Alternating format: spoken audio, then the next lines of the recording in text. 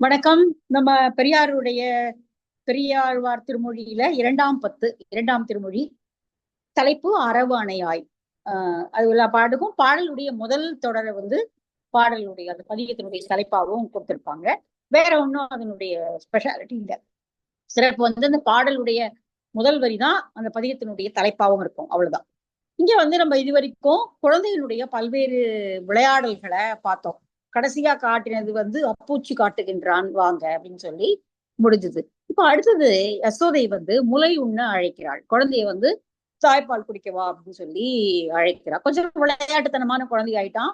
அவனுக்கு இப்ப விளையாட்டு தான் அதிகமா இருக்கு. அதனால பால் அருந்துவது கூட இரண்டாம் பட்சமாக. ஒரு கட்டம் வரைக்கும் குழந்தை பால் குடிக்கிறது மட்டும்தான் வேலையா பண்ணிட்டு இருக்கோம். பால் குடிக்கும், தூங்கும், மற்ற செய்யும், திரும்பி தூங்கி எழுந்து அழுது பால் குடிக்கிறது தான் செய்யும். அப்ப கொஞ்சம் இப்ப விளையாட்டு பருவம் உள்ள குழந்தையாக ஆயிட்டதுனால அவனுக்கு பால் உண்ணுவது அப்படிங்கிறது இரண்டாம் பட்சமாக ஆயிடுச்சு. அதனால இப்ப அவ கெஞ்சி கெஞ்சி கூப்பிடுறான்.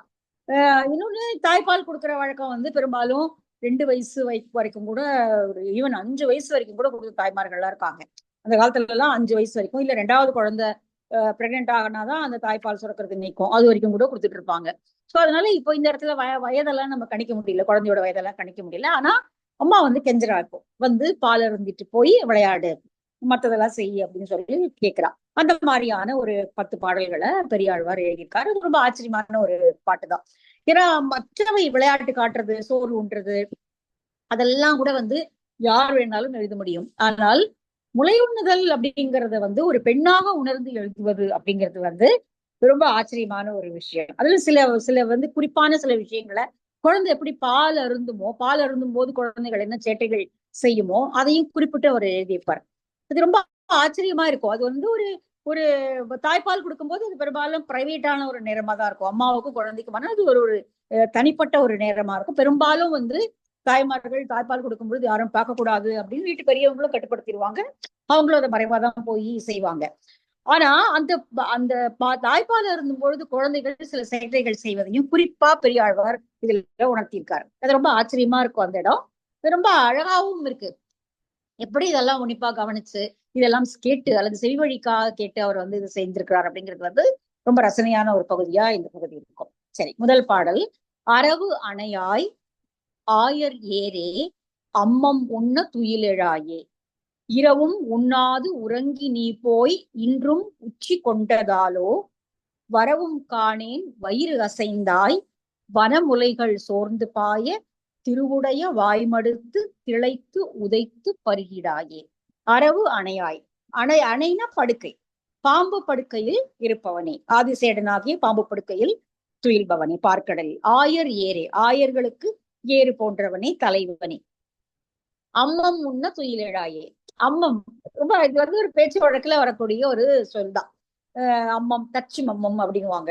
அப்புறம் அந்த கடைசியில வழிச்சு, இந்த சோறு வழிச்சு கடைசியில ஒரு ஒரு வாய் இருக்கும், அந்த நல்ல குழஞ்சிருக்கும் அந்த சாதம், பருப்பு சாதம் பசைஞ்சு ஊட்டும் பொழுது கடைசியில ஒரு வாய் இருக்கும். அதுக்கு ஒரு தனியான ஒரு சொல்லுவாங்க. அது ரொம்ப நல்லா இருக்கும். அது நல்லா சாஃப்டா இன்னும் நல்லா இதுவாகி ஸ்மாஷ் ஆகி இருக்கிறதுக்கு ஒன்று சொல்லுவாங்க. இங்க அம்மம் உண்ண, இங்க சாப்பாடுங்கிற பொருள் இருந்தா கூட இப்ப இந்த குழந்தையோட சாப்பாடு தாய்ப்பால். அம்மம் உண்ண துயிலெழாயே, இரவும் உண்ணாது உறங்கி நீ போய் இன்றும் உச்சி கொண்டதாலோ. ராத்திரியும் பால் குடிக்கல, அவ்வளவு விளையாட்டு, அவ்வளவு சேட்டை. குடிக்காமே அப்படியே குழந்தை கால் வலியில அல்லது விளையாட்டினுடைய இதுல கிறக்கத்துல உறங்கி போயிட்டான். இப்பவும் தோபடி காலையில ஆகி ரொம்ப நேரம் ஆயாச்சு, உச்சி வரப்போகுது, சூரியன் மேல எழுந்து வந்துட்டான். உன் வயிறு பாரு அப்படியே காஞ்சு போயிருக்கு, வயிறு காஞ்சு போய் பால் குடிக்காம வயிறு காஞ்சு போய் வயிறும் அசைகிறதாம். இப்ப பால் குடிச்சா நல்லா முட்டை முட்டை இருக்கும், அது இல்லாம வயிறு தொஞ்சு போயிருக்கு. அது எவ்வளவு அழகா சொல்றாங்க இல்லையா? வரவும் காணேன் வயிறு அசைந்தாய். உனக்கு பஸ்ஸா நீ ஓடி வந்துருவியே, நான் எந்த வேலைகள் செய்து கொண்டிருந்தாலும் அப்படியே விட்டு விட்டு நான் அங்கேயே உட்காந்து உனக்கு முளைப்பால் கொடுத்துட்டு தான் போகும்படியாக நீ அடம் பிடிப்பாய். ஆனா இப்போ ஒண்ணுமே வரவே இல்லை, நீ காலையில இருந்து வரவே இல்லை அப்படிங்கிறா. வரவும் காணேன் வயிறு அசைந்தாய் வனமுலைகள் சோர்ந்து பாய, திருவுடைய வாய் மடுத்து திளைத்து உதைத்து பருகிறாய. திருவுடைய வாய், உங்களுடைய வாய் திரு தங்கி இருக்கக்கூடிய திருமாலே திருமகள் தங்கி இருக்கக்கூடியவன் தான் இல்லையா? அதனால பெருமையுடைய, இங்க திருங்கிறது பெருமை, அழகு, எது வேணாலும் எடுத்துக்கலாம். திருவுடைய வாய் மடுத்து திளைத்து உதைத்து பருகிறாயே, இதுதான் ரொம்ப அழகான வரி. குழந்தை வந்து அப்படி பால் குடிக்கும் பொழுது சும்மா இருக்காது. அது அதனுடைய கை ஒரு பக்கம், இன்னொரு கை ஒரு பக்கம், ஏதாவது அப்படி அம்மாவுடைய தாலி செயினையோ அல்லது ஏதாவது நான் போட்டிருந்தா அதை வந்து இது பண்ணிக்கிட்டே இருக்கும். அல்லது இன்னொரு முலையினுடைய காம்புகளை திருகி கொண்டிருக்கும். காலால இடுப்புல உதச்சிக்கிட்டே இருக்கும். சோ வந்து அதெல்லாம் உன்னிப்பா கவனிச்சு பெரியாழ்வார் இந்த இடத்துல எழுதுறார். திருவுடைய வாய் மடுத்து திளைத்து உதைத்து பருகிடாயே, கை கால்களை உதைத்து கொண்டு நீ என்னிடம் வந்து முளையிருந்தவா அப்படின்னு சொல்லி அம்மா வந்து குழந்தைய இரவு நேரமும் சாப்பிடல, இப்பவும் ரொம்ப நேரம் ஆயாச்சு, உன்னோட வயிறெல்லாம் குழஞ்சு போய் பாரு எப்படி இருக்கு, ஏன் இந்த மாதிரி செய்யறாய், வந்து முளையுண்ணவா அப்படின்னு சொல்லி அழைக்கிறா. அழகா இருக்கு இல்லையா பாட்டு? சரி, அடுத்த பாடல் வந்து என்ன, நீ பிறந்த பின்னாடி என்னால ஏதாவது ஒரு வேலை செய்ய முடியுதா? எதுவுமே செய்ய முடியுது. ஒழுங்கா சாப்பிட முடியுதா? ஒழுங்கா அலங்காரம் பண்ணிக்க முடியுதா? ஏதாவது ஒண்ணு கவனிக்க முடியுதான்னா ஒண்ணுமே பண்ண முடியல. அது ஊர்ல பழமொழி சொல்லுவாங்க என்னன்னா, பொண்ணு பிறக்கிறதுக்கு முன்னாடி போட்டு பாரு, புள்ள பிறக்கிறதுக்கு முன்னாடி சாப்பிட்டு பாரு அப்படின்னு. அதாவது பெண்ணு பிறந்துட்டா எல்லா நகை அலங்காரங்கள்லாம் அதுக்குதான் செய்ய வேண்டி வரும், நமக்கு ஒண்ணும் போட்டுக்க முடியாது. புள்ள பிறந்துட்டா அதுக்குதான் எல்லாத்தையும் கொடுக்கணும், அல்லது அதுக்கு பின்னாடி சுத்தறதுக்கு டைம் சரியா இருக்கும், நம்மளால எதுவும் சாப்பிட முடியாது அப்படிங்கிற மாதிரி சொல்லப்படக்கூடிய பழமொழி அது. இந்த கிட்டத்தட்ட இந்த பாட்டு அதுதான் சொல்லுது. வைத்த நெய்யும் காய்ந்த பாலும் வடி தயிரும் நறுவெண்ணையும் இத்தனையும் பெற்றறியேன் எம்பிரான் நீ பிறந்த பின்றை, எத்தனையும் செய்ய பெற்றாய் ஏதும் செய்யேன் கதம் படாதே, முத்தனைய முறுவல் செய்து மூக்குறிஞ்சி முலை உண்ணாயே. அழகாட்டுல மூக்குறிஞ்சி. ஏன்னா அப்போ குழந்தை வந்து முலையில வச்சு பால் உண்ணும் பொழுது அதனுடைய மூக்கு வந்து அப்படியே அழுத்திக்கும். முலையோட வச்சு வாய் மடுத்துன்னு சொன்னார் இல்லையா முதல் பாட்டுல, மடுத்துன்னா அப்படியே வாய்க்குள்ளாம அந்த முலைய வச்சுக்கிறது, வாயில வச்சுக்கிட்டு அது வந்து இது புரிஞ்சு குடிக்கும் பொழுது குழந்தையினுடைய மூக்கு வந்து அந்த முலையில வந்து அப்படி அழுந்தும். அப்போ மூச்சு விட முடியாததுனால அது வந்து மூச்சு இழுத்து இழுத்து விட்டு வந்து முளைப்பால் குடிக்கும். அது எவ்வளவு அழகா அதை வந்து கவனிச்சிருக்காரு. மூக்குறிஞ்சி முலை உண்டாயி, இது எதுவுமே நான் சாப்பிடல, உன்னை பெற்றதுல இருந்து என்னால எனக்கு நேரமே போதல, என்னால எதையுமே செய்ய முடியல. வைத்தனை வீட்டுல எல்லாம் இருக்கு, வைத்தனை இருக்கிறது, காய்ந்த பால் இருக்கிறது, வடி தயிர் இருக்கிறது, நறுவெண்ணெய் இருக்கிறது, எல்லாம் இருக்கு. ஆனால் எதையும் நான் இத்தனையும் பெற்று அறியேன், எதையுமே என்னால சாப்பிட முடியறதில்ல. உனக்கு விருப்பமானவற்றை எல்லாம் நீ வந்து என்ன வேணாலும் எத்தனையும் செய்ய பெற்றாய், எதை வேணாலும் செஞ்சுக்கோ, நீ உன் பாட்டுக்கு தான் விளையாடுற, யாராவது கேட்கறாங்களா உன்னை கேட்கறதுக்கு ஆள் இருக்கா, அல்லது கேட்டாலும் நீ கேட்பிய, சொன்னாலும் நீ கேட்பியா? கேட்க மாட்டேன். எத்தனையும் செய்ய பெற்றாய் ஏதும் செய்ய, என்னால ஒண்ணுமே செய்ய முடியல, உன்னோட சுத்துறதுக்கு தான் சரியா இருக்கே ஒழிய என்னால எதுவுமே செய்ய முடியறது இல்ல. கதம் படாதே, நான் ஒன்னும் உன்னை கோச்சிக்கல. உடனே குழந்தையுடைய முகம் மாறுறதா இருக்கும். ஒரு டிராமா இருக்கு பாருங்க இந்த பாட்டுல. குழந்தையினுடைய முகம் மாறுது, இப்படி எல்லாம் நீ சுத்திக்கிட்டே இருக்கியே அப்படின்னு அம்மா ஏதோ கோபமா சொல்றான்னு அந்த முகம் மாறுது. உடனே கதம்படாதே, கோச்சுக்காத, நான் ஒண்ணும் சொல்லிடல, நீ என்ன வேணாலும் செய்ய, ஆனா பாலை குடிச்சிட்டு போய் விளையாடு, அவ்வளவுதான். முத்தணைய முறுவல் செய்து, கொஞ்சம் சரி பார்க்கலாம், முத்தணைய முத்து போல ஒரு அழகான ஒரு சிரிப்பை சிரிச்சுட்டு மூக்குறிஞ்சு பாலை குடிச்சிட்டு போயிட்டே நீ போய் விளையாட, என்ன வேணாலும் படிப்போ, யார் கேட்கிறான், நீ முதல்ல பாலை குடிச்சிட்டு போவா அப்படிங்கிறான். அழகா இருக்குல்ல இந்த பாட்டு. வைத்த நெய்யும் காய்ந்த பாலும் வடிதயிரும் நறுவெண்ணையும் இத்தனையும் பெற்றறியேன் எம்பிரான் நீ பிறந்த பின்றை. அவ்வளவு சலிப்பு எல்லாம் இருக்கு, என்ன பண்றதானா, என்னால ஒண்ணும் சாப்பிட முடியாது. எத்தனையும் செய்ய பெற்றாய் ஏதும் செய்ய, நீ எவ்வளவு குறும்பு பண்ற, நீ அதாவது நான் கேட்கிறேன், நான் ஏதாவது செய்ய முடியுதா? ஒண்ணும் செய்ய முடியல. கதம் படாது, சரி கோச்சுக்காத, அதனால என்ன ஏதோ ஒரு வார்த்தை சொல்லக்கூடாதா? கோச்சுக்காத. முத்தனைய முறுவல் செய்து மூக்குறிஞ்சி முலை உண்ணாயே, மூக்க உறிஞ்சி முலை உண்டு விட்டு போய் என்ன வேணாலும் விளையாடிக்க போ அப்படிங்கிறா. இவ்வளவு அழகா இருக்குல்ல, இவ்வளவு அனுபவிச்சு ஒரு தாயாகவே மாறி, ஒரு தாயா மாறும் பொழுது ஏன்னா நம்ம யோசிச்சு பார்த்தோம்னா ஆண்களுக்கும் ஏன் மார்பு இருக்கிறது, முலை காம்புகள் இருக்கிறது, அவங்களுக்கும் மார்புகளாக முலையாக அது பெரிதாக வடிவு வெள்ளனா கூட ஏன் முலை காம்புகள்னு ஒண்ணு இருக்கு. அப்போ அதுல வந்து அப்போ அந்த தாய்மை குணத்தினுடைய பால் சுரக்கிற தன்மை அவர்களுக்கும் இருக்குமா ஒரு வேளை அப்படிங்கிற மாதிரிலாம் நிறைய கதைகள் புனைவுகள்லாம் கூட அது மாதிரிலாம் எழுதப்பட்டிருக்கிறது, இதெல்லாமும் இருக்கு. அப்போ ஒரு பெரியாழ்வார் வந்து தன்னை ஒரு தாயாகவே இங்க பாவித்து கொண்டு எழுதின ரொம்ப அருமையான பாடல்களா நம்ம இந்த பாடல்களை பார்க்க முடியும். மற்றதெல்லாம் கூட ஓகே, யார் வேணாலும் எழுதலாம். ஆனால் தாய்ப்பால் கொடுக்கிற ஒரு தாயாக தன்னை பாவித்துக் கொள்ளுதல் அப்படிங்கிறது வந்து ரொம்ப ஒரு அழகான விஷயம். சரி, அடுத்தது வந்து ரொம்ப சேட்டை பண்ற குழந்தை, எல்லா வீட்டுக்கும் போய் எல்லா குழந்தையோடையும் சண்டை அடிதடி கிள்றது எல்லாம் பண்றது, விளையாடினா தானே ஒரு ஒரு பெரிய மேலாண்மை எடுத்துக்கிறது எல்லாம் பண்றது. அப்போ அந்த குழந்தைகள்லாம் அழுதுகிட்டே போய் அவங்க அம்மா கிட்ட போய் எல்லாம் போய் குற்றச்சாட்டு சொல்லுது, இந்த மாதிரி கண்ணன் பண்ணிட்டான் அப்படின்னு. அப்போ அது பெண்கள் எல்லாம் இங்க வந்து என்ன கேட்க வராங்க, ஏன்னா இந்த மாதிரி ஒரு பையன் நடந்துக்கிறானே அப்படின்ட்டு. யாருதான் சும்மா இருப்பாங்க? குழந்தைகளை போய் போட்டு அடிச்சா எந்த அம்மாவுக்காவது அது பொறுக்குமா? அவ வந்து கேட்கதானே கேட்பா. அவ எல்லாரும் வந்து கேக்குறாங்க, நான் என்ன பதில் சொல்றது எல்லாருக்கும்? உன்னை வச்சுட்டு என்னால ஒண்ணுமே பதில் சொல்ல முடியாது. உங்க அப்பாவா எதுவுமே காதலையே போட்டுக்க மாட்டேங்கிறாரு. அதை பத்தி எதுவுமே அவருக்கு கவலையும் இல்லை, காதலையும் போட்டுக்க மாட்டேங்கிறாரு. சரி, இப்ப நான் ஒண்ணும் உன்னை சொல்லிட்டு இல்லை, எதுவுமே நான் உன்னை சொல்லல, எதுவுமே சொல்லக்கூடாதா? எதுவுமே நான் உன்னை சொல்லல. சரி பரவாயில்ல, வந்து பால் குடிச்சுக்கோ, அவ்வளவுதான். இந்த பாட்டு அதுதான். இது ஒரு அழகான டிராமா இல்ல, யசோதை பண்ற டிராமா இருக்கு. தத்தம் மக்கள் அழுது சென்றால் தாய்மார் ஆவார் தரிக்க இலார், வந்து நின்மேல் பூசல் செய்ய வாழவல்ல வாசுதேவா, உந்தையார் உந்திரத்தர் அல்லர், உன்னை நான் ஒன்றும் உறப்ப மாட்டேன், நந்தகோபன் அணிச்சிருவா நான் சுரந்த முலை உண்ணாயே. பால் வந்து இப்போ ரொம்ப நேரமா பால் கட்டி இருக்கிறதுனால அது பாலை கொடுத்தாதான் சரியா வரும், இல்லைன்னா கட்டி வலிக்க ஆரம்பிச்சிடும். பால் கட்டுறத பத்தி எல்லாம் நிறைய கதைகள்லாம் இருக்கு. பால் கட்டுறதோடைய அனுபவங்கள்லாம் நம்ம பார்த்துப்போம். கட்டிடுச்சுன்னா அப்புறம் வலி உயிர் போயிடும். அதுக்கு பெரிய சுற்றுலா பண்ணி அந்த பாலை இறக்கிறதுக்குள்ள ரொம்ப ஒரு நாயிடும். அதனால குழந்தை குடிச்சிருச்சுன்னா நீங்க என்ன கையால சுரந்து எடுத்தாலும் வராது. குழந்தை வாய் மடுத்து குடிப்பது அப்படிங்கிறது போல செய்ய முடியாது. அதனால இங்க வந்து கெஞ்சரா வந்து சொல்லி முளை உணாயே அப்படின்னு. தம் தம் மக்கள் அழுது சென்றால், ஒவ்வொரு வீட்லயும் குழந்தை அழுதுகிட்டே விளையாடி முடிச்சோ விளையாட்டு நடுவிலையோ அழுதுகிட்டே வீட்டுக்கு போனா தாய்மார் ஆவார் தரிக்கையில்லார், எந்த தாய்க்காவது தான் குழந்தை அழுதுகிட்டே வந்தா மனசு பொறுக்குமா? கம்ப்ளைண்ட் பண்ணதான் வருவா. வந்து நின்மேல் பூசல் செய்ய வாழ வல்ல வாசுதேவா, வந்து எல்லாரும் உன்மேல வாசுதேவனே உன்மேல் எல்லாரும் வந்து குற்றச்சாட்டை தினந்தோறும் படித்து விட்டு போகிறார்கள். முந்தையார் உன் தீரத்தர் அல்லர், உங்க அப்பாவை ஏதாவது கேட்கிறாரான்னா அவர் உன் பக்கமே திரும்ப மாட்டேங்கிறார். அவர் உன்னை பத்தி எதுவுமே கண்டுக்கிறது இல்லை, எதையுமே கேட்கறது இல்லை, எதத்தையோ பண்ணிட்டு போ அப்படின்னு விட்டுட்டாரு இப்பவே. அதனால எதுவுமே பாக்குறது இல்லை அவரு. உன்னை நான் ஒன்று உறப்ப மாட்டேன்.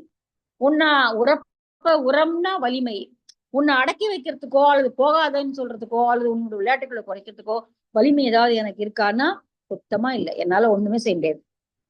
நந்தகோபன் அணிச்சிருவா, அதான் நம்ம முன்னாடி பார்த்தோம் இல்லையா, பேயும் வளர்க்குமாம் பிள்ளைய, 6 மாசம் வரைக்கும் பேயும் வளர்க்குமாம் பிள்ளைய. அப்புறம் வந்து பிள்ளை கொஞ்சம் வளர்ந்து ஊர்ந்து ஓட ஆரம்பிச்ச பிறகு பிள்ளை எடுத்து பாக்குறத விட பிச்சை எடுத்து புடைக்கலாம் அப்படின்னு சொல்லுவாங்க. அதே போல இங்க வந்து ஒண்ணும் முடியல, அப்படி ஒரு சேட்டை பண்ற குழந்தை. சரி ஒண்ணுமே உன்னை சொல்ல முடியாது, என்ன பண்ண முடியும், அட்லீஸ்ட் பாலையாவது குடிச்சிட்டு போவா அப்படின்னு கெஞ்சுறா. அழகான பாட்டு இல்ல. சரி, அடுத்த பாட்டு. இங்க வந்து அவன் கண்ணன் குழந்தையாக இருக்கும் பொழுதே அவன் அங்கதான் வளர்றதுவான் என்பதை தெரிந்து கொண்ட கம்சன் விதவிதமான அரக்கர்களை அனுப்புகிறான். நம்ம பாகவத கதைகள் இது படிச்சிருக்கலாம். விதவிதமான அரக்கர்கள் ஒவ்வொரு நாளும் ஒவ்வொரு வடிவேற்று கொக்காக வருகிறார்கள், மரமாக வருகிறார்கள், கன்றாக வருகிறார்கள், பூதனை வருகிறாள், சக்கரமாக வருகிறான். இந்த மாதிரி எல்லா விதமா வராங்க. இவனும் போறான், அழிச்சிட்டு வராங்கிற கதைகளை வந்து யசோதை கேட்கிறா. ஆனா எல்லா நேரமும் அதே ஜாக்கிரதையோட குழந்தை இருக்க முடியுமா? அப்ப ஏதாவது ஆச்சுன்னா என்ன பண்றது அப்படிங்கிற கவலை அவளுக்கு. அதனால நீ வந்து கொஞ்சம் பார்த்துக்கிறேன், இப்படிதான் போகாதே அப்படின்னு சொல்லி அவ வந்து கெஞ்சுறா. போகாத, பாலை குடிச்சிட்டு போ அப்படிங்கிறா. கஞ்சன் தன்னால் புணர்க்கப்பட்ட கள்ளச்சகடு கலக்கு அழிய பஞ்சி அன்ன மெல்லடியால் பாய்ந்த போது நொந்திடும் என்று அஞ்சினேன்கான் அமரர் கோவே, ஆயர் கூட்டத்து அளவன்றாலோ கஞ்சனை உன் வஞ்சனையால் வலைப்படுத்தாய் முலை உணாயே. இந்த கண்ணனுடைய அந்த அவதார செய்திகள் தான். கஞ்சன் தன்னால் புணர்க்கப்பட்ட, கஞ்சன் கம்சனாகிய கம்சன் தான் இங்க கஞ்சன் வந்திருக்கு, அவனால் அனுப்பப்பட்ட கள்ளச்சகடு, அது சகடாசுரன், சக்கர வடிவில வந்தவன். அந்த அசுரனை கொஞ்சம் மெதுவா உன் காலால அப்படி ஒரு எட்டி தள்ளின நீ, அவ்வளவுதான், அவன் போய் எங்கேயோ விழுந்து அழிஞ்சு போனான். கள்ளச்சகடு கலக்கழிய, நீங்க அந்த திருப்பாவையில இதே மாதிரி ஒரு கள்ளச்சகடம் கலக்கழிய காலோற்றி வெள்ளத்தரவு துயிலமர்ந்த வித்தினை உள்ளத்து கொண்டு முனிவர்களும் யோகிகளும்னு பாட்டு வரி வந்து இதுலயும் வரும், திருப்பாவையிலயும் வரும். பஞ்சி அண்ண மெல்லடியால் பாய்ந்த போது நொந்திடும் என்று, நீ அப்படி எட்டி உதைத்த போது உன்னுடைய மெல்ல அடிகள் எங்கே வலிக்குமோ என்று நான் அச்சப்பட்டேன். அஞ்சினேன்கான் அமரர் கோவை, அமரர் கோவை தேவர்களின் தலைவனே நான் அஞ்சினேன். ஆயர் கூட்டத்து அளவென்றாலும், ஆயர்களுடைய கூட்டம் எல்லாம் சேர்ந்தாலும் உனக்கு ஈடாக ஆக முடியுமா? உனக்கு வந்து ஏதாவது ஆபத்து வந்துடுமோ அப்படின்னு சொல்லி நான் பயப்படுறேன். எல்லாரையும் மொத்தமா சேர்த்தா கூட உனக்கு இணை வைக்க முடியுமா? கஞ்சனை உன் வஞ்சனையால் வலைப்படுத்தாய் முலை உண்ணாயே, பின்னாடி கம்சனை நீ உன்னுடைய வஞ்சனையினால கொல்ல போகிறாய். பின்னாடி எது நடக்க போகுது, மல்லல் போர்ல வந்து கொல்ல போகிறாய். அப்படிப்பட்டவனை, கம்சனை அழிக்க வந்தவனை முலைவு நாயே அப்படின்னு சொல்லி அழைக்கிறான். சரி, இயல் அழகாதான் இருக்கு இல்லையா? சரி, அடுத்த பாடல் இதேதான். ஏதாவது உனக்கு ஆயிடுச்சுன்னா என்னால அதை தாங்கிக்க முடியுமா? உனக்கு ஏதாவது, உனக்கு தினம் தினம் ஏதாவது ஒரு ஆபத்து வருது, ஏதாவது அப்படி நடந்துருச்சுன்னா என்னால அதை தாங்கிக்க முடியுமா? அதனால அம்மா சொல் பேச்சு நீ தயவு செஞ்சு மீறாத. நான் எங்கேயும் போக வேண்டாம், இங்கேயே பக்கத்துல எங்கேயாவது விளையாடு. எங்கேயாவது தூரமா போய் விளையாடுறது, அப்புறம் காட்டுக்குள்ள போறது, ஆணிரைகளோடு போறது, இதெல்லாம் செய்யாது. அங்க உனக்கு ஆபத்துகள் காத்து கொண்டிருக்கின்றன. கம்சன் உனக்காக, கம்சன் விதவிதமாக ஆபத்துகளை அனுப்பி கொண்டே இருக்கிறான். அதனால அம்மா சொல்றது கேளு, எங்கேயும் போக வேண்டாம், இங்கே பக்கத்திலே விளையாடு, வந்து விளையாடு, அதுக்கு முன்னாடி பாலை குடிச்சிட்டு போ அப்படிங்கிற.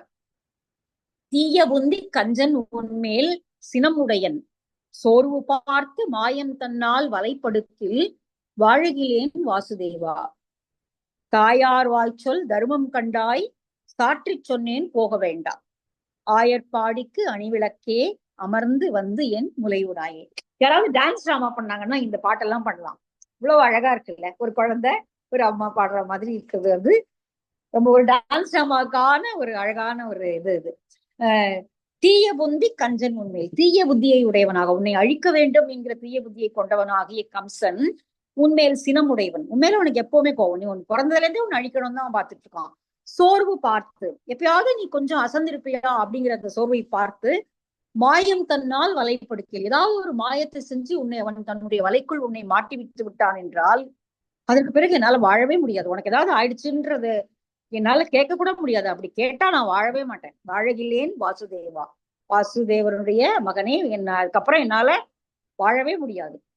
தாயார் வாய்ச்சொல் தர்மம் கண்டாய். சோ அதனால அம்மா சொல்றதுதான் சரி, அதனால கேளு. தாயார் வாய்ச்சொல் தர்மம் கண்டாய், சாற்றி சொன்னேன் போக வேண்டாம். உன்னோடக்கு நல்லா உனக்கு புத்தியில உரைக்கும்படியா சொல்றேன், எங்கேயும் போகாது, எங்கேயே விளையாடு, பக்கத்திலே விளையாடு, எங்கேயும் போகாது.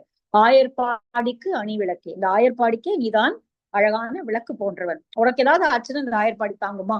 அதனால அமர்ந்து வந்து என் முலைவு நாயை, வந்து உட்கார்ந்து என் மடியில் உட்கார்ந்து பாலை அருந்து விட்டு போ அப்படின்னு சொல்லி கூப்பிடுறான். சரி, அடுத்தது வந்து ஊர்ல இருக்கிறவங்க எல்லாம் பாக்குறாங்க. பார்த்து பார்த்து பார்த்து எல்லாரும் அப்படியே வந்து, இந்த மாதிரி ஒரு குழந்தை எப்படி பெத்தாலோ தெரியலையே, எப்படி இவளுக்கு இந்த மாதிரி ஒரு குழந்தை பிறந்தது அப்படின்னு சொல்லி அதிசயிச்சு போறாங்க. அந்த மாதிரி ஒரு அழகு குழந்தையா வந்து நீ வந்து எனக்கு பிறந்திருக்க. சரி, இப்படியே விளையாடிக்கிட்டு இருந்தா எப்படி, வந்து பால் குடிச்சிட்டு போ. அவ்வளவுதான் இந்த பாட்டு. அதுதான். மின் அணைய நுண் இடையார் விரிகுழல் மேல் நுழைந்த வண்டு இன் இசைக்கும் வில்லிபுத்தூர் இனிது அமர்ந்தாய், உன்னை கண்டார் என்ன நோன்பு நோற்றாள்களோ இவனை பெற்ற வயிறுடையாள் என்றும் என்னும் வார்த்தை எய்துவிட்ட இருடி கேசா முலைவு நாயை. முன்னாடியே பல இடங்கள்ல இருடி கேசன் ரிஷிகேச அப்படின்னு விஸ்வசலாமத்துல கூட வரும், நம்ம பார்த்தோம். எல்லாருக்கும் தலைமை பண்புடையவனே, தலைவர்கார். எல்லாரும் சொல்றாங்க, என்ன சொல்றாங்க, என்ன நோன்பு நோற்றாள்களோ, என்ன தவம் பண்ணான்னு தெரியலையே, இந்த மாதிரி ஒரு குழந்தை ஒண்ணு பிறந்திருக்கு, இவனை பெற்ற வயிறுடையாள் என்னும் வார்த்தை எய்துவித்த. யசோதைக்கு, யசோதை பொறுத்த வரைக்கும் அது தன் வயிற்றிலிருந்து பிறந்த குழந்தைதான் இல்லையா? தன் வயிற்றிலிருந்துதான் கண்ணன் பிறந்திருப்பதாகத்தான் அவள் வந்து நினைச்சுக்க முடியும். அவளுக்கு பின்னாடி ஒரு வேளை தெரிஞ்சிருக்கலாம், ரொம்ப பின்னாடிதான் அது தெரிஞ்சிருக்கும். ஆனா அவளை பொறுத்த வரைக்கும் அது வயிற்றுல பிறந்த குழந்தைதான். அதனால இவனை பெற்ற வயிறுடையாள் என்னும் வார்த்தை எய்துவித்த, இந்த மாதிரி ஒரு நல் வார்த்தையை, பெருமையை மற்றவர்கள் தர நீ எனக்கு கொடுத்தாய். அந்த அளவிற்கு நான் உன்னை பெற்றதுனால நான் இவ்வளவு பெரிய தவம் செய்தவளாக ஆனேன். இங்க வில்லிபுத்தூரில் வந்து நீ பிறந்திருக்கிறாய். ஏன்னா வில்லிபுத்தூர் பெரியாழ்வாருடைய ஊர், அதனால அதுதான் கண்ணன் பிறந்த ஆயர்பாடியாக வில்லிபுத்தூரை தான் அவர் கற்பனை பண்றாரு. மின் அணைய நுண் இடையார், மின்னலை ஒத்த நுண்ணிய இடையுடையவர்களாகிய விரிகுழல் மேல் நுழைந்த வண்டு, அந்த பெண்களுடைய விரிந்த கூந்தலில் நுழைந்த வண்டு, அந்த தலையில் அவர்கள் பூக்களை சூடியிருக்கிறார்கள். இந்த பூக்களில் வண்டுகள் மொய்க்கின்றன, அவை தேனறிந்து விட்டு ரீங்காரம் பாடுகின்றன. இன்னிசைக்கும் வில்லிபுத்தூர், அந்த பெண்கள் தலையில கூடியிருக்கிற பூவிலிருந்து தேனை அருந்து விட்டு வண்டுகள் இசைக்கக்கூடிய அழகான ஊரை வில்லிபுத்தூரை ஆயர்பாடியாக கொண்டு அடைந்தவனே, இனிது அமர்ந்தாய், உன்னை கண்டார். உன்னை பார்த்தவங்க எல்லாம் என்ன பாராட்டுறாங்க, உன்னை பாக்குறவங்க எல்லாம் அடடா இந்த மாதிரி ஒரு பிள்ளைய பத்திருக்காளே அப்படின்னு சொல்லி பாராட்டுறாங்க. அந்த அளவுக்கு பெரிய பெருமையை நீ எனக்கு தேடி தந்தாய். இரடி கேசனே வந்து முலைப்பால் அருந்து விட்டு போ அப்படிங்கிறார். சரி, அடுத்தது பெண்கள் எல்லாரும் தூக்கிட்டு போயிடுறாங்க வீட்டுக்கு. வந்து முன்னாடியும் ஒரு பாட்டு பார்த்தோம். எல்லா பெண்களும் அவங்கவுங்க வீட்டுக்கு தூக்கிட்டு போய் வச்சு விளையாடிட்டு அங்க இருக்கக்கூடிய பால், தயிர், வெண்ணெய் எல்லாம் கொடுத்து அனுப்புறாங்க. அப்படி தாய்மார்கள் இப்படி தூக்கிட்டு போறாங்க. அப்புறம் திருமணமாகாத பெண்கள் இந்த மாதிரி ஒரு குழந்தை தனக்கும் வேணும் அப்படின்னு சொல்லி நினைச்சு அந்த ஆசையோட வந்து எடுத்துட்டு போறாங்க. சோ இப்படி யார் எந்த பெண்டிர் திருமணமானவர்கள் பார்த்தால் தாய்மையோடு எடுத்துக்கொண்டு போகிறார்கள். திருமணமாகாத பெண்கள் இந்த மாதிரி ஒரு குழந்தை பேர் நமக்கு கிடைக்காதா அப்படின்னு சொல்லிட்டு எடுத்துட்டு போறாங்க. சோ அதனால எப்படி பார்த்தாலும் நீ ஆயர்பாடிக்கு சிறப்பு. அதனால எல்லாரும் வந்து தூக்கிட்டு போய் இப்ப வந்தா கொஞ்ச நேரம் கழிச்சு நீ முடிச்சுட்டேன்னு தெரிஞ்சா எவ்வளவு தூக்கிட்டு போயிடுவா. அதனால வந்து அதுக்குள்ள நீ பாலை குடிச்சிட்டு போயிட அப்படிங்கிறான். பெண்டிர் வாழ்வார் நின் ஒப்பாரை பெரிதும் எனும் ஆசையால் கண்டவர்கள் போக்கொழிந்தார் கண்ணினையால் கலக்க நோக்கி வண்டுலாம் பூங்குழலினார் உன் வாய் அமுதம் உண்ண வேண்டி கொண்டு போவான் வந்து நின்றார். ஏற்கனவே பல பேர் வந்து கேட்டுட்டு போயாச்சு, இன்னும் குழந்தை எழுந்துட்டானா அப்படின்னு. இன்னும் எழுந்துக்கல, அப்பதானே ஏன்னா உச்சி ஆயிடுச்சு இன்னும் நீ பால் குடிக்கிறீங்கிறாலே, அப்போ விளையாட்டு இதுல தூங்குது குழந்தை. அதனால இப்ப இனிமேதான் இப்பதான் எழுந்திருக்கான். அவன் எழுந்துட்டான்னு தெரிஞ்சு அவங்க எல்லாம் வந்துருவாங்க, வரிசையா வந்து அவங்கவுங்க வீட்டுக்கு தூக்கிட்டு போறதுக்கு வந்துருவாங்க. அதனால யாராவது வர்றதுக்கு முன்னாடி நீ கொஞ்சம் வந்து பாலை குடிச்சிட்டு இதெல்லாம் பண்ணிட்டு அப்புறமா போயேன் அப்படிங்கிறான். அவன் போலனாலும் யாராவது தூக்கி போறாங்க. அதனால அந்த ஊர்ல வீட்டுல அன்றாடம் நடக்கக்கூடிய ஒரு அழகான செயலை இங்க வந்து யசோதை பேசுறான். பெண்டிர் வாழ்வார் நின் ஒப்பாரை பெரிதும் எனும் ஆசையால் கண்டவர்கள் பொக்கொழிந்தார். உன்னை பார்த்தவர்களான பெண்கள் எல்லாரும், திருமணமான பெண்கள், உன்னை போல தாங்களும் ஒரு குழந்தையை பெற்றுக்கொள்ள வேண்டும் என்ற ஆவல் உள்ளவர்களாக உன்னை விட்டு போக முடியாம, உன்னை பிரியாம உன்னோடவே இருக்காங்க, உன்னை சுத்தி சுத்தி வராங்க. வண்டுலாம் பூங்குழலினார் உன் வாய் அமுதம் உண்ண வேண்டி கொண்டு போவான் வந்து நின்றார். மற்ற பெண்கள் எல்லாம் உன்னோட விளையாடி உனக்கு முத்தம் கொடுத்து விளையாடி உன்னுடைய சுவையை அறிய வேண்டும் என்பதற்காக அவர்கள் அதற்காகவும் காத்து கொண்டு இருக்கிறார்கள். இப்படி எல்லாரும் வரிசையா வந்துருவாங்க இன்னும் கொஞ்ச நேரத்துல. அதனால கோவிந்தா நீ உழைவுனாயே வந்து பால் அருந்தி விட்டு போ அப்படிங்கிறார். சரி, ரொம்ப ஒரு தடவை படிச்சாலே நமக்கு புரியக்கூடிய பாடலா தான் இருக்கு இல்லையா? இருமலை போல் எதிர்ந்த மல்லர் இருவர் அங்கம் எரி செய்தாய் உன் திருமலிந்து திகழும் மார்பு தேக்க வந்து என் அல்குல் ஏறி ஒரு முலையை வாய்மடுத்து ஒரு முலையை நெருடிக்கொண்டு இருமுலையும் முறைமுறையாய் ஏங்கி ஏங்கி இருந்துனாயே. ரொம்ப ரொம்ப அழகான பாட்டு. தாய்ப்பால் கொடுத்தவர்களுக்கு தெரியும் குழந்தை வந்து எப்படி அது குடிக்கும் அப்படிங்கிறது. இரு மலை போல் எதிர்ந்த மல்லர் இருவர் அங்கம் எரி செய்தாய். இது ஒரு இயல்பானது. அது குழந்தை கண்ணன் அவதாரத்துல அவன் 2 மல்லர்களை கொன்று எரித்த அந்த சவதார செய்தி லீலையை பேசுகிறது. உன் திருமலிந்து திகழும் மார்பு தேக்க வந்து, திருமலிந்து திருமகள் உன் மார்பில் உரைகிறாள். அந்த வந்து அப்படிப்பட்ட மார்பினை உடையவனாகி நீ தேக்க வந்து என் அல்குல் ஏறி விரைவாக வந்து என்னுடைய அல்குல்னா இடுப்பு பகுதி தான் சொல்றாருங்க. இடுப்பு மேல ஏறி உட்கார்ந்துட்டு ஒரு முலையை வாய்மடுத்து ஒரு முலையை நெருடிக்கொண்டு. குழந்தை அப்படிதான் பால் குடிக்கணும், ஏற்கனவே பார்த்தோம். சும்மா இருக்காது, அதுக்கு இப்போ கையை காலை என்ன பண்றதுன்னு தெரியாது. பால் குடிக்கும் பொழுது அப்படியே ஆழ்ந்து குடிக்கும் பொழுது ஒரு கையால இன்னொரு கையினுடைய முலையை நெருடிக்கொண்டே இருக்கும், இன்னொரு காலால உதச்சிக்கிட்டே இருக்கும். அதுதான் இங்க சொல்றாரு. ஒரு முலையை வாய்மடுத்து ஒரு முலையை நெருடிக்கொண்டு இருமுலையும் முறைமுறையா. கொஞ்ச நேரம் இந்த பக்கம் குடிக்கும், கொஞ்ச நேரம் இந்த பக்கம் குடிக்கும். அதனுடைய அந்த ஃப்ளோ குறைஞ்சு போச்சு அப்படின்னா அதுவே மாத்தி வாயை வச்சு குடிக்க ஆரம்பிச்சிடும். இருமுலையும் முறையாய் மாற்றி மாற்றி. சில சமயம் குழந்தை அம்மாக்கள் வந்து செல்லமா அதை கோச்சுப்பாங்க, என்ன ஒரு பக்கமா நீ இது பண்ண மாட்டியா, என்ன மாத்தி மாத்தி இது பண்ணிட்டு இருக்க அப்படின்னு. அப்போ இப்போ இதெல்லாம் பெரியாழ்வார் எப்படி வந்து யோசிச்சு எழுதியிருப்பாரு, எனக்கு ஆச்சரியமா இருக்கு. அவர் வந்து திருமணமா அவர் வளர்ப்பு மகள் தான், ஆண்டாள் வளர்ப்பு மகள் தான். அவருடைய திருமணமானதா என்னதாங்கிறத பத்தி எல்லாம் ஒன்னும் கேள்விகள் எதுவும் தெரியல.